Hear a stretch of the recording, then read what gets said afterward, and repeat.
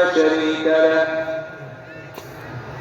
وأشهد أن محمدا عبده ورسوله أرسله بالحق بشيرا ونذيرا وداعيا إلى الله بإذنه وسراجا منيرا. أما بعد، فقد قال الله تبارك وتعالى في كلامه المجيد وفرقانه الحميد: أعوذ بالله من الشيطان الرجيم. بسم الله الرحمن الرحيم.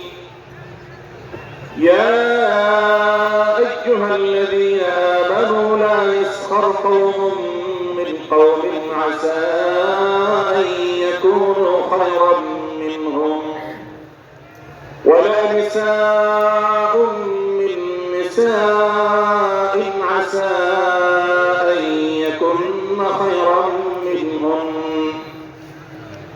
ولا تلمزوا أنفسكم ولا تنابزوا بالألقاب بئس الإثم الفسوق بعد الإيمان ومن لم يتب فأولئك هم الظالمون.